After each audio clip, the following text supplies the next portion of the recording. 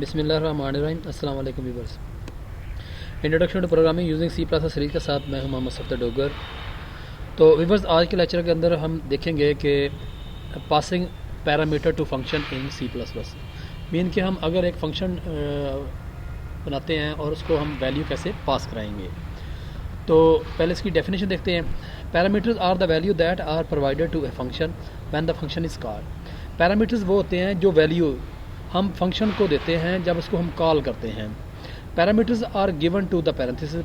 Parameter हमेशा parenthesis की सूरत में दिए जाते हैं। If there are many parameter these are separated by comma. अगर आपने एक से ज़्यादा पैरामीटर्स पास कराने हैं तो उसके लिए आप कॉमा यूज़ करते हैं। If there is no parameter empty parenthesis are use. But अगर आपने कोई भी पैरामीटर पास नहीं करना तो जब फंक्शन को कॉल करेंगे तो एम्प्टी पैरेंथेसिस जो है आप वो कॉल कर देंगे। The sequence and type of parameter in function call must be similar to the sequence and type of parameter in function declaration. Mean कि आपने एक फंक्शन डिक्लेयर किया है, जिस सीक्वेंस से आपने पैरामीटर और उसकी टाइप को यानी कि डिफ़ाइन किया, डिक्लेयर किया है, उसी ही सीक्वेंस और टाइप से आप फंक्शन को जब कॉल करेंगे तो पैरामीटर्स को रखेंगे। तो व्यूअर्स, इसकी थोड़ी सी लाइव कोडिंग करके बल्कि इसको अभी देखते हैं। तो अब इसके थोड़े अगर पासिंग पैरामीटर दो तरह के होते हैं, पास बाय वैल्यू या पैरामीटर या पास बाय रेफरेंस। यानी कि या तो आप वैल्यू पास करा सकते हैं या उसका रेफरेंस पास कराते हैं। तो पास बाय वैल्यू में क्या होता है, जैसे ये देखें फंक्शन हमने एक हेडर फाइल इंक्लूड की, ये फंक्शन डिक्लेयर किया wide show int float. Mean कि उसको पहला जो पैरामीटर पास किया जाएगा वो इंटीजर का होगा और जो दूसरा पैरामीटर पास करेंगे वो फ्लोट टाइप का होगा। उसके बाद मेन के अंदर हमने integer n is equal to 10, float m is equal to 20, show n comma m। Main के जो पहला पैरामीटर है वो आपका होगा इंटीजर टाइप का और दूसरा पैरामीटर जो होगा वो फ्लोट टाइप का होगा। यहाँ पे फंक्शन जब डिफाइन करेंगे इंटीजर a फ्लोट b। अब n के अंदर 10 है और m के अंदर कितनी वैल्यू है, 20 है। तो यहाँ पे देखें व्यूअर्स, यहाँ पे जो n की वैल्यू है ना और m की वैल्यू है, तो n की वैल्यू जो है ना वो चली जाएगी हमारे यहाँ पे a को, और जो m की वैल्यू है वो हमारी ट्रांसफ़र हो जाएगी b को ट्रांसफ़र हो जाएगी। ठीक हो गया। अब a में जो है ना वो 10 आ जाएगा और b में कितना आ जाएगा, 20 आ जाएगा। तो यहाँ पे अगर देखा जाए तो यहाँ पे हम आपको जो है ना 10 शो हो जाएगा और यहाँ पे जो है ना क्या हो जाएगा, 20 जो है ना आपका शो हो जाएगा। मीन कि जब पास बाय वैल्यू करते हैं तो n की वैल्यू जो है ना a को ट्रांसफ़र हो जाएगी और m की वैल्यू b को ट्रांसफ़र हो जाएगी। अब अगर यहाँ पे m कॉमा n करेंगे और यहाँ पे इंटीजर a और फ्लोट b करेंगे तो ये एरर मैसेज आ जाएगा। यानी कि जिस सीक्वेंस से आपने उनकी यानी कि डाटा टाइप दी हुई है उसी सीक्वेंस से उसी यानी कि वेरिएबल को जो है ना आप पास करवाएंगे। तो इसकी कोडिंग करके देख लेते हैं। जैसे देखिए व्यूअर्स, यहाँ पर मैं एक फंक्शन डिक्लेयर करता हूँ, उसका नाम देता हूँ शो, और उसके अंदर मैं कहता हूँ जी कि एक इंटीजर जो है ना वो पास कराएंगे। तो यहाँ पे मैं कहता हूँ जी इंट n सी आउट, यानी कि यहाँ पे करते हैं जी n इज इक्वल टू 10 है, शो यहाँ पे n आ जाए, यहाँ पे void show int a, cout value is,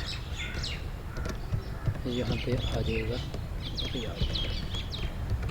इसको अगर रन करते हैं तो ये देखें इसकी वैल्यू जो है ना वो शो हो जाएगी। तो वैल्यू इज़ 10।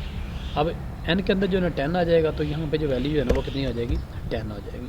अब ये 10 है, ये किसको मिल जाएगा, a को मिल जाएगा, और ये वैल्यू जो है ना यहाँ पे आपको आ जाएगी, शो हो जाएगी। तो व्यूअर्स, आप वेरिएबल की बजाय यहाँ पे इसकी जो है ना कोई कांस्टेंट वैल्यू भी सेंड करा सकते हैं। जैसे यहाँ पे मैं 30 सेंड कर देता हूँ, तो इसको मैं जैसे ही ये देखिए। इसी तरह व्यूअर्स, यहाँ पे मैं एक और फंक्शन डिक्लेयर करता हूँ, उसको मैं देता हूँ वाइड, ये ऐड का नाम देता हूँ, और यहाँ पे मैं कहता हूँ इसके अंदर दो वैल्यू जो है पास में, इंटीजर a इंटीजर b करता हूँ, और यहाँ पे मैं कहता हूँ सी आउट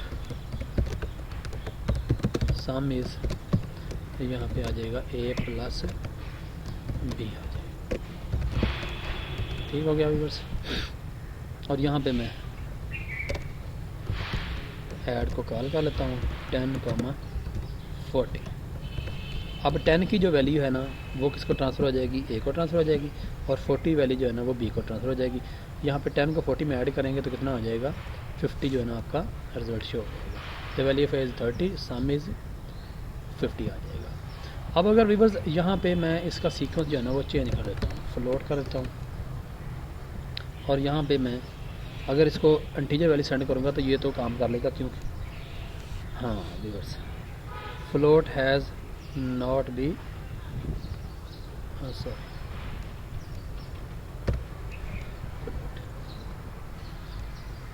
तो ये तो है। बट अगर मैं इंटीजर की जगह पे यहाँ पे कोई फ्लोट वैल्यू सेंड कर देता हूँ तो व्यूअर्स ये फ्लोट को शो नहीं करेगा, बल्कि जो वैल्यू है ना उसको इंटीजर यानी कि एज इंटीजर जो है ना वो शो करा देगा। अब जैसे देखें यहाँ 30 पॉइंट मैं यहाँ पे 34 कर देता हूँ तो ये 30.34 को शो नहीं करेगा, बल्कि 30 को शो करेगा, क्योंकि ये हमारी वैल्यू जो है ना इंटीजर वाला पार्ट जो है ना उसका शो होगा, फ्लोट वाला हिस्सा उसका शो नहीं होगा। तो ये तो था व्यूअर्स तरीकाकार पासिंग बाय पैरामीटर का, कि आपने वैल्यू जो है ना वो कैसे एक फंक्शन से दूसरे एक फंक्शन के थ्रू कैसे पास करते हैं। व्यूअर्स वैल्यू जब भी आप पास करेंगे तो आप इसको जब फंक्शन को कॉल करेंगे तो उसी तरह वक्त आपकी वैल्यू जो है ना पास हो जाएगी।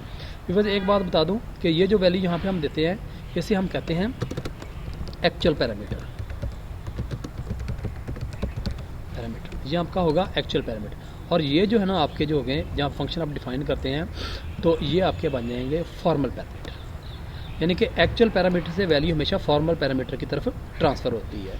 जहाँ जब फंक्शन आप कॉल करने के बाद कॉल करते हैं उस वक्त जो वैल्यू आप पास करते हैं इनको हम एक्चुअल पैरामीटर कह देंगे, और जो फंक्शन के समझ लें डिफाइन टाइम पे जो वैल्यू रिसीव करता है, जो वेरिएबल वैल्यू रिसीव करेगा उसे हम कह देंगे फॉर्मल पैरामीटर कह देंगे। तो एक्चुअल पैरामीटर और फॉर्मल पैरामीटर के बारे में हम नेक्स्ट लेक्चर में मज़ीद डिस्कस करेंगे। तो मेरे वीडियो देखने का शुक्रिया, मेरे चैनल को सब्सक्राइब करना ना भूलें। तो नेक्स्ट लेक्चर तक बाय, ओके अल्लाह।